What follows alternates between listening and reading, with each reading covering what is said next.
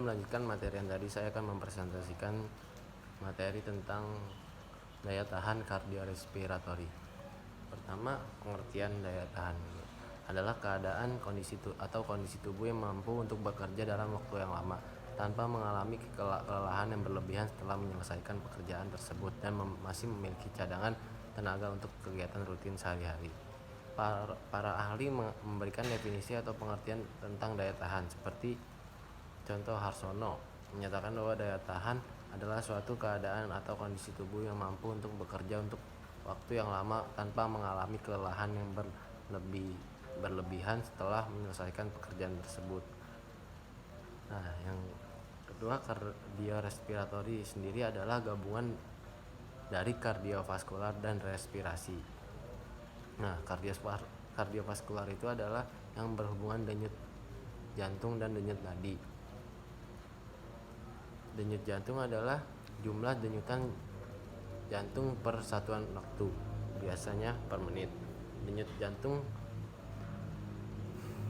didasarkan pada jumlah kontraksi ventrikel atau bilik bawah jantung. Nah, denyut nadi adalah denyut arteri dari gelombang darah yang mengalir melalui pembuluh darah sebagai akibat dari denyutan jantung. Nah, respirasi adalah pertukaran oksigen dan karbon dioksida, dari bahasa Latin re lagi dan spirare bernapas, yaitu bernapas lagi.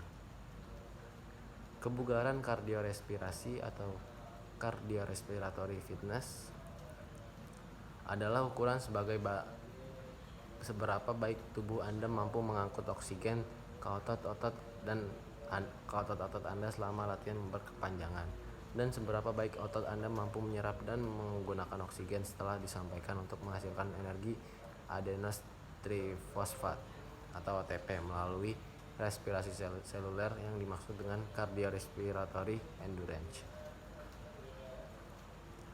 Hare menyatakan bahwa daya tahan dalam olahraga merupakan kemampuan untuk menahan kelelahan lebih lanjut, dan Hare menyatakan kebutuhan akan daya tahan semata-mata tidak hanya ada saat kompetisi berlangsung, akan tetapi diperlukan juga pada saat latihan atau pada aktivitas lainnya. Dengan kata lain, jika seseorang memiliki daya tahan yang prima, akan cepat mengalami pemulihan setelah melakukan kerja yang berat. Pengertian yang relatif sama dikemukakan oleh Harsono, bahwa daya tahan dapat dibagi 3 bagian kategori, yakni daya tahan spesial, yaitu kemampuan tubuh melawan kelelahan; daya tahan otot lokal, yaitu kemampuan tubuh melawan kelelahan submaksimal; dan daya tahan umum, yaitu kemampuan tubuh dalam melawan kelelahan dengan intensitas rendah dengan waktu yang lama. Nah, menurut Pate, ketahanan kardiovaskuler mengacu pada kemampuan melakukan kegiatan berintensitas sedang ke seluruh tubuh dan sebagian besar otot untuk periode yang paling panjang. Menurut Sajoto, daya tahan umum atau cardiorespiratory endurance adalah kemampuan seseorang dalam mempergunakan sistem jantung, pernafasan, dan peredaran darahnya secara efektif dalam menjalankan kerja terus-menerus yang melibatkan kontraksi sejumlah otot-otot besar dengan intensitas tinggi dengan waktu yang cukup lama. Nah, yang kedua ada manfaat dan tujuannya. Salah satu fungsi utama jantung adalah sebagai alat transportasi pengangkutan gas oksigen dan karbon dioksida. Dalam fungsinya sebagai pembawa gas, fungsi ini tidak lepas dari fungsi paru-paru, sehingga kedua alat tersebut sulit sekali dipisahkan sebagai kesatuan fungsi yang lebih sering disebut sebagai istilah kardiorespirasi. Akibatnya ialah pada waktu aktivitas tidak mungkin salah satu sistem kardiorespirasi meningkat, maka yang lainnya akan meningkat pula. Di dalam suatu aktivitas, kebutuhan otot akan oksigen meningkat dari kadar normal. Hal ini menyebabkan tubuh akan mengoptimalkan sistem kardiorespirasi untuk memasok kebutuhan otot akan oksigen. Hal ini membuat kerja jantung akan naik sesuai dengan tingkat berat aktivitas latihan tersebut.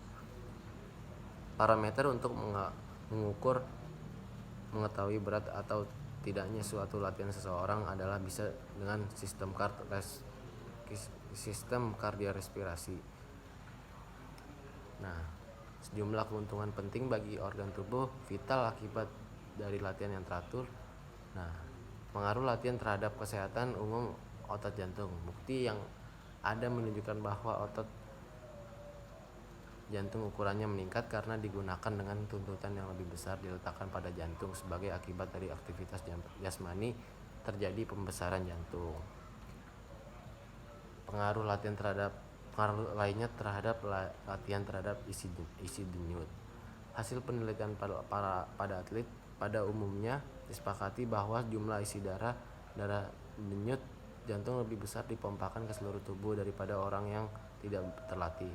Atlet berlatih memompakan sebanyak 22 liter darah, sedangkan individu yang tidak terlatih hanya 10,2 liter saja. Pengaruh lainnya lagi ada latihan terhadap denyut jantung. Hasil tes dari atlet olimpiade diperoleh bukti bahwa ini individu yang terlatih mempunyai denyut jantung yang tidak cepat bila dibandingkan dengan orang yang tidak terlatih. Diperkirakan bahwa jantung manusia berdenyut 6-8 kali lebih sedikit bila seseorang terlatih. Pada kebanyakan atlet jantungnya berdenyut 10, 20 sampai 30 kali lebih sedikit pada denyut jantung yang tidak terlatih. Nah, yang pengaruh lainnya latihan terhadap tekanan arteri. Banyak eksperimen menunjukkan bahwa peningkatan tekanan darah pada orang terlatih lebih sedikit daripada orang yang tidak terlatih. Nah, pengaruh yang lainnya lagi latihan terhadap pernafasan. Dada bertambah luas. Hal ini terjadi semasa pertumbuhan tetapi tidak pada masa dewasa. Jumlah pernafasan per menit berkurang. Orang terlatih bernafas 6-8 per menit. 6-8 kali per menit. Sedangkan pada orang yang tidak terlatih sebanyak 18-20 kali per menit. Pernafasan lebih dalam dengan diafragma. Pada orang yang tidak terlatih diafragma bergerak sedikit sekali. Dalam mengerjakan pekerjaan yang sama, individu yang terlatih menghirup udara dalam jumlah yang lebih kecil dan mengambil oksigen lebih besar daripada individu yang tidak terlatih. Ada keyakinan bahwa peningkatan jumlah kapiler dalam paru-paru menyebabkan jumlah darah yang berhubungan dengan udara lebih besar yang mengakibatkan ekonomi dalam pernafasan. Nah, faktor-faktor yang mempengaruhi kardiorespiratori yaitu faktor genetik, yakni sifat-sifat spesifik yang ada dalam tubuh seseorang sejak lahir. Penelitian dari Kanada telah meneliti perbedaan kebugaran aerobik di antara saudara kandung dan kembar identik dan mendapati bahwa perbedaannya lebih besar pada saudara kandung daripada kembar identik. Baru-baru ini telah memperkirakan bahwa herediter bertanggung jawab atas 40% dari perbedaan nilai VO2 max dan Sundet.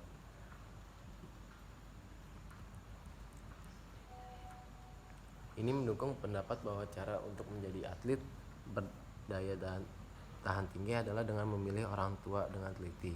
Kita mewarisi banyak faktor yang memberikan kontribusi pada kebugaran aerobik, termasuk kapasitas maksimal sistem respiratori dan kardiovaskuler, jantung yang lebih besar, sel darah merah, dan hemoglobin yang lebih banyak. Pengaruh genetik pada kekuatan otot dan daya tahan otot pada umumnya berhubungan dengan komposisi serabut otot yang terdiri dari serat merah dan serat putih. Seseorang yang memiliki lebih banyak serat otot rangka merah lebih tepat untuk melakukan kegiatan bersifat aerobik, sedangkan yang lebih banyak memiliki otot rangka putih lebih mampu melakukan kegiatan yang bersifat anaerobik. Demikian pula keturunan terhadap komposisi tubuh sering dihubungkan dengan tipe tubuh.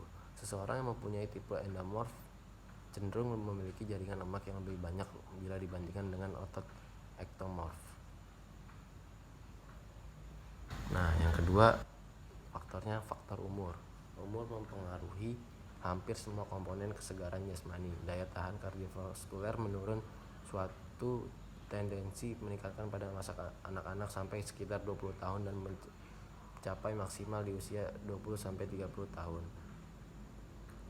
Nah, yang ketiga jenis kelamin. Kesegaran jasmani antar pria dan wanita berbeda karena adanya perbedaan ukuran tubuh yang terjadi pada masa pubertas. Daya tahan kardiovaskuler pada usia anak-anak antara pria dan wanita tidak jauh beda, namun setelah masa pubertas terdapat perbedaan. Rata-rata wanita muda memiliki kebugaran aerobik antara 15-20% lebih kecil dari pria muda. Ini tergantung pada tingkat aktivitas mereka.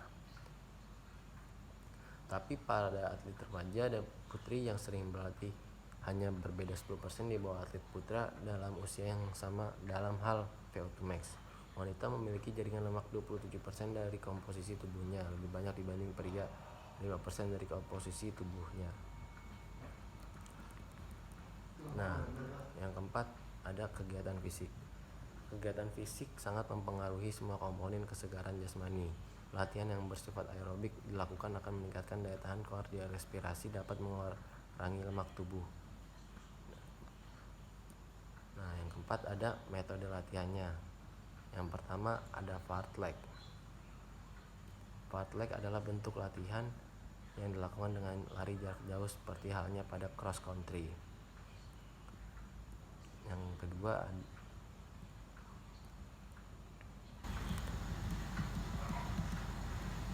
ada internal training. Pada akhir ini, sistem latihan intervasi mulai digunakan untuk semua cabang olahraga seperti atletik, balap sepeda, mendayung, dan macam-macam permainan.